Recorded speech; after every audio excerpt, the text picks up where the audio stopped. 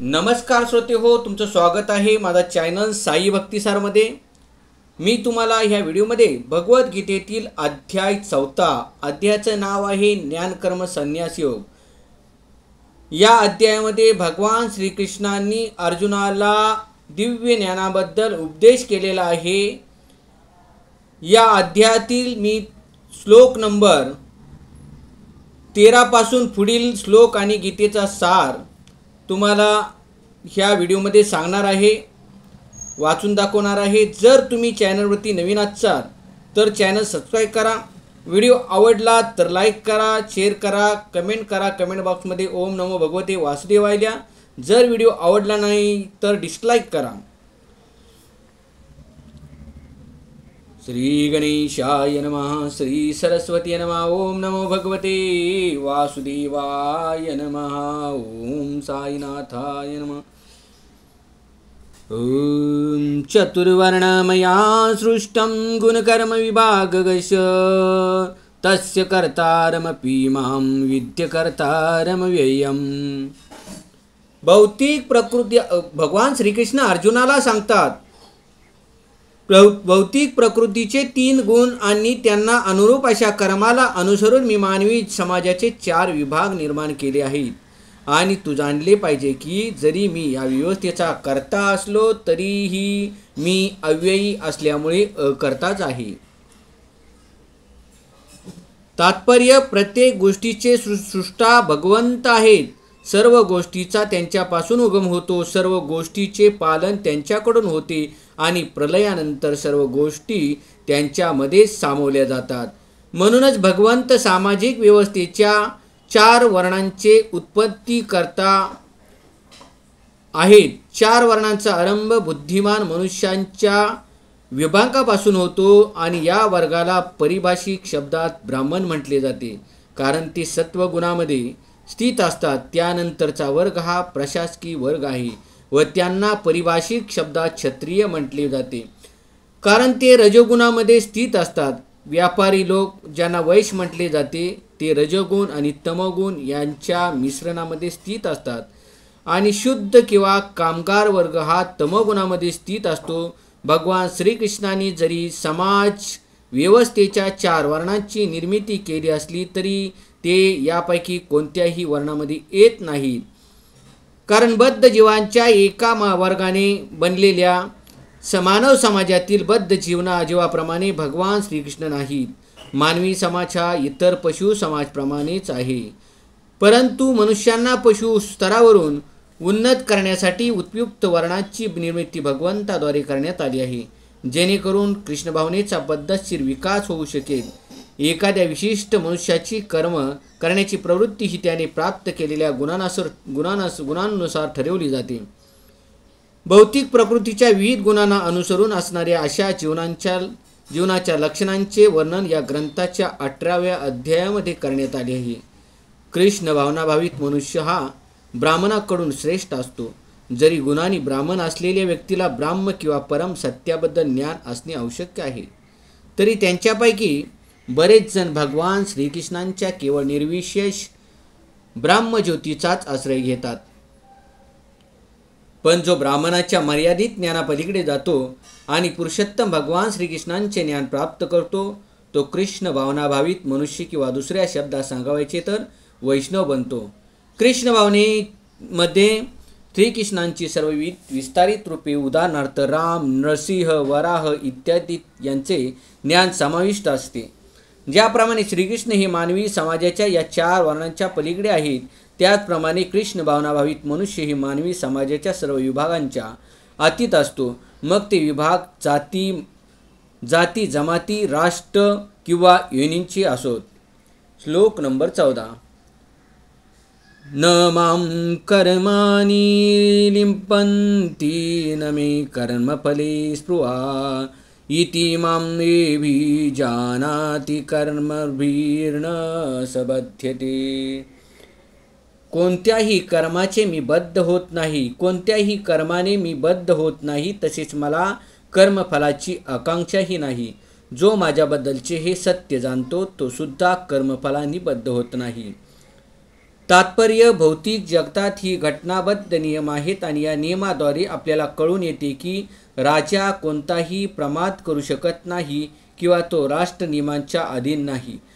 त्याचप्रमाणे भगवंत जरी भौतिक जगताचे सृष्टा असले तरी ते भौतिक जगताच्या कार्यामुळे प्रभावित होत नाहीत.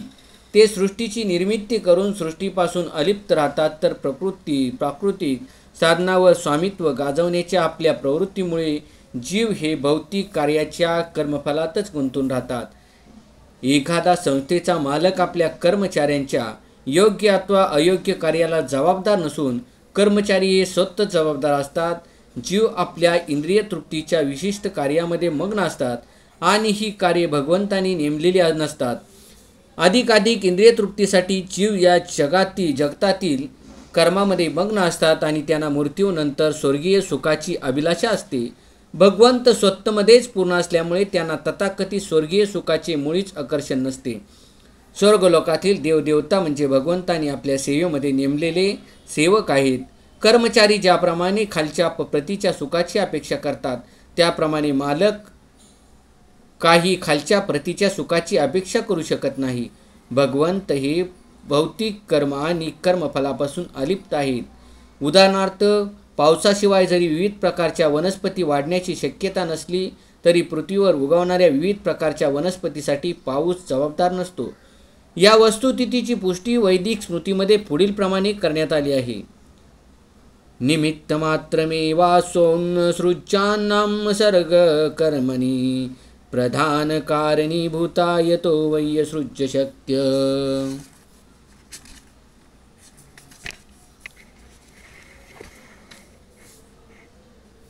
भौतिक सृष्टीमध्ये भगवंत हेच परम कारण आहेत. निमित्त मात्र कारण म्हणजे ही भौतिक प्रकृती आहे ज्याद्वारे प्रकट विश्व दृष्टीगोचर झाले आहे. सृष्ट प्राणी मात्र विविध प्रकारचे आहेत. उदाहरणार्थ, देवता, मनुष्य, प्राणी आणि निम्न स्तरावरील पशु इत्यादी हे सर्व आपल्या गतकाळातील बऱ्या वाईट कर्मफलांच्या अधीन आहेत. अशा कार्यासाठी भगवंत केवळ योग्य त्या सुविधा आणि प्रकृतीच्या गुणांचे नियम उपलब्ध करून देतात, पण भगवंत त्यांच्या भूतकाळातील किंवा वर्तमान काळातील कर्मांना जबाबदार नसतात. वेदांत सूत्रामध्ये याला पुष्टी देण्यात आली आहे. वैषम्यनैर्गुणे न सापेक्षत्वात्. भगवंत कोणत्याही जीवाबद्दल कधीही पक्षपाती नसतात. जीव स्वतःच्या कर्मासाठी स्वतः जबाबदार असतात. भगवंत त्यांना भौतिक प्रकृती म्हणजेच बहिरंग शक्तीच्या माध्यमाद्वारे केवळ सुविधा उपलब्ध करून देतात. ज्याला या कर्माची नियमांची गहनता पूर्णपणे ज्ञात आहे तो आपल्या कर्मफलांनी बद्ध होत नाही. दुसऱ्या शब्दात सांगायचे तर जो मनुष्य भगवंताच्या या दिव्य स्वरूपाला जाणतो तो कृष्ण भावनेतील अनुभवी मनुष्य होय आणि याप्रमाणे तो कर्माच्या नियमांनी कधीही बद्ध होत नाही. जो भगवंताचे दिव्य स्वरूप जाणत नाही आणि विचार करतो की सामान्य मनुष्याप्रमाणेच भगवंताचे कर्मही सकाम कर्मच आहे, तो निश्चितपणे स्वतः सकाम कर्मफलामध्ये गुंतून पडतो. परंतु जो परम सत्याला जाणतो तो कृष्ण भावने स्थिर झालेला मुक्त जीव होय.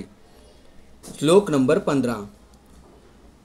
यौवं ज्ञात्वा कृतं कर्म पूर्वेरपि मुमुक्षुभिः कुरु कमैवस्त तस्मात् त्वं पूर्वें पूर्वतरं कृतं. प्राचीन काळातील सर्व मुक्त जीवांनी माझ्या दिव्य स्वरूपाला जाणून त्याप्रमाणे कर्म केले, म्हणून तू सुद्धा त्यांच्या पदचिन्हांचे अनुसरण करून आपले कर्म केले पाहिजे. तात्पर्य, मनुष्याचे 2 वर्ग आहेत. त्यापैकी काही जणांचे अंतःकरण विषयांनी पूर्ण भरलेले असते आणि काही जण विषय इच्छेपासून मुक्त झालेले असतात. कृष्ण भावना ही या दोन्ही प्रकारच्या लोकांना सारखीच हितकारक असते.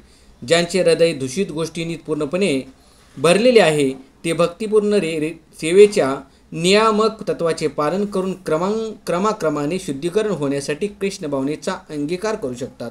ज्यांचे हृदय पूर्वीच अशुद्धीपासून निर्मळ झाले आहे ते त्याच कृष्ण भावनेमध्ये कर्म करू शकतात, जेणेकरून इतर लोक त्यांच्या आदर्श कृतीचे अनुसरण करतील व याप्रमाणे आपले हित साधू शकतील. मूर्ख व्यक्ती किंवा कृष्ण भावनेतील नवसाधकांना अनेकदा कृष्ण भावनेच्या ज्ञानाशिवाय कर्मातून निवृत्त होण्याची इच्छा असते. अर्जुनाच्या रणांगणावरील युद्धकर्मातून निवृत्त होण्याच्या इच्छेला भगवंतांनी मान्यता दिली नाही. मनुष्याने केवळ कर्म कसे करावे हे जाणणे आवश्यक आहे. कृष्ण भावनायुक्त कर्मातून निवृत्त होऊन कृष्ण भावनेचा देखावा करीत बसणे हे महत्त्वपूर्ण नाही. त्यापेक्षा श्रीकृष्ण प्रीत्यर्थ कर्म करीत राहणे हेच महत्त्वपूर्ण आहे. या ठिकाणी अर्जुनाला सल्ला देण्यात आला आहे की यापूर्वी सांगितल्याप्रमाणे सूर्यदेव विवस्वानासारख्या भगवंताच्या पूर्व शिष्यांनी ज्याप्रमाणे आचरण केले त्याप्रमाणे त्यांच्या परिचिन्नांना अनुसरून अर्जुनाने कृष्ण भावनाभावित कर्म करावे. भगवंत आपल्या सर्व पूर्वकर्मांना जाणतात. तसेच पूर्वी ज्या लोकांनी कृष्ण भावनाभावित होऊन कर्म केले त्यांचे कर्मही ते जाणतात. म्हणून ते सूर्यदेवाच्या कर्माचे अनुसरण करण्याची शिफारस करतात. सूर्यदेवाने कर्म करण्याची ही कला भगवंताकडून काही लाखो वर्षापूर्वी अवगत केली. भगवान श्रीकृष्णाच्या अशा सर्व शिष्यांना या ठिकाणी पूर्वकालातील मुक्त व्यक्ती असे म्हटले जाते, कारण ते श्रीकृष्णाने नेमून दिलेल्या कर्माचे पालन करण्यात मग्न होते. श्लोक नंबर 16. किम कर्म कर्मेति कवयोप्यत्र मोहिता तत्ते कर्म प्रवक्ष्यामि यज्ञात्वा मोक्षस्य शुभात्. कर्म काय आणि अकर्म काय हे निश्चित करण्यात बुद्धिमान लोक गोंधळून जातात. आता मी तुला कर्माचे वर्णन करतो, जे जाणल्यावर तू सर्व अशुभातून मुक्त होशील. तात्पर्य कृष्ण भावनाभावित कर्म हे भक्तांच्या उदाहरणावरून करावयाचे असते. 15व्या श्लोकात याचा निर्देश केला आहे. असे कर्म स्वतंत्रपणे का करू नये यासंबंधी पुढील श्लोकात स्पष्टीकरण देण्यात येईल. कृष्ण भावनाभावित कर्म करण्यासाठी या अध्यायाच्या प्रारंभी सांगितल्याप्रमाणे मनुष्याने गुरुशिष्य परंपरेतील प्रमाणित व्यक्तीच्या आदेशानुसार आचरण केले पाहिजे. कृष्ण भावनेची पद्धती सर्वप्रथम सूर्यदेवाला सांगण्यात आली. सूर्यदेवाने आपला पुत्र मनूला सांगितले, मनूने आपला पुत्र इक्ष्वाकूला सांगितली आणि अशा प्रकारे अत्यंत प्राचीन काळापासून ही पद्धत पृथ्वीवर चालत आलेली आहे. म्हणून मनुष्याने गुरुशिष्य परंपरेतील पूर्व प्रमाणित व्यक्तीच्या चरण चिन्हांचे अनुसरण केले पाहिजे. नाहीतर बुद्धिमान मनुष्य आदर्श कृष्ण भावनायुक्त कर्माबद्दल गोंधळून जातील. यास्तव प्रत्यक्ष भगवंतांनीच अर्जुनाला कृष्ण भावनेचे ज्ञान देण्याचे ठरवले आणि प्रत्यक्ष भगवंतांनीच अर्जुनाला कृष्ण भावनेचे ज्ञान दिल्याने जो अर्जुनाच्या पदचिन्हांचे अनुसरण करतो तो निश्चितच गोंधळून जात नाही.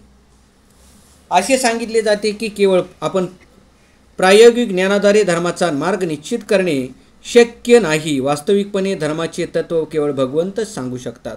धर्म तू साक्षात भगवत प्रणीतम.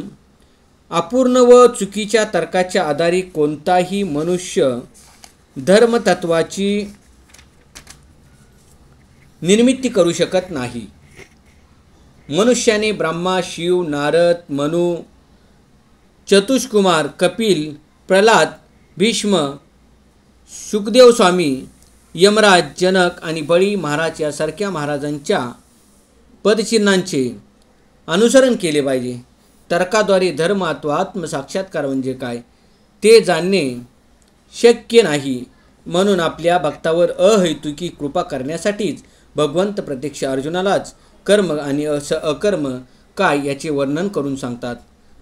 केवळ कृष्ण भावनाभावित कर्म केल्यानेच भौतिक अस्तित्वाच्या जंजाळातून मुक्त होता येते. श्लोक नंबर 17.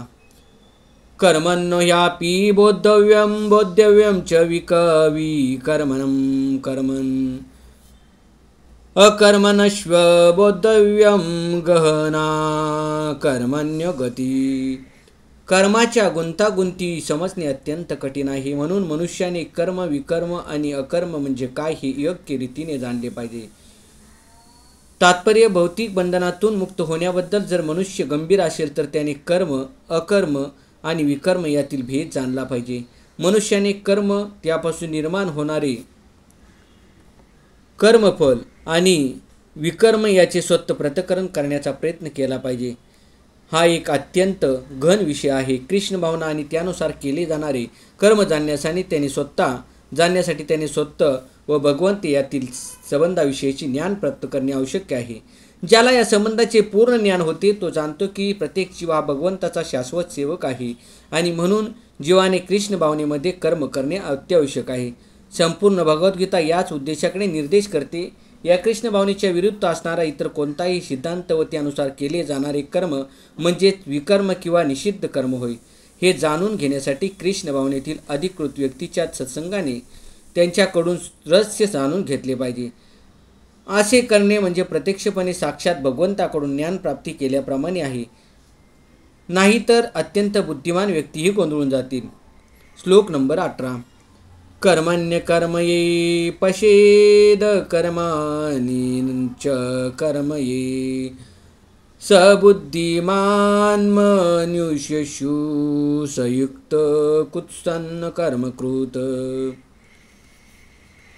जो कर्मात अकर्म पाहतो आणि अकर्मात कर्म पाहतो तो बुद्धिमान मनुष्य होय. आणि जरी तो सर्व प्रकारच्या कर्मामध्ये मग्न असला तरी तो दिव्य स्तरावर्तीत आहे. कृष्ण भावना तात्पर्य आहे कृष्ण भावनायुक्त कर्म करणारा मनुष्य स्वाभाविकपणे कर्मबंधनातून मुक्त असतो. तो आपली कर्मे श्रीकृष्णां प्रित्यर्थ करीत असल्या कारणाने त्याला कर्माच्या परिणामापासून सुख दुःखे भोगावी लागत नाहीत.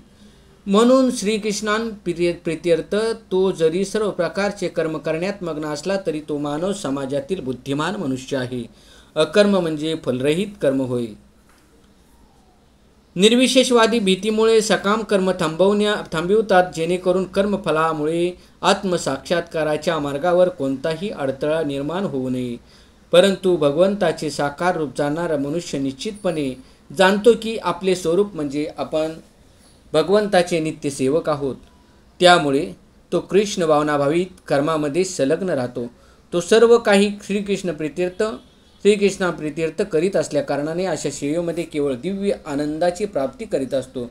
जे या मार्गाचा अवलंब करीत आहेत ते इंद्रिय तृप्तीच्या इच्छेपासून मुक्त असतात. श्रीकृष्णांची नित्य सेवा करण्याच्या जाणीवेमुळे मनुष्य सर्व प्रकारच्या कर्मबंधनातून मुक्त होतो. श्लोक नंबर 19.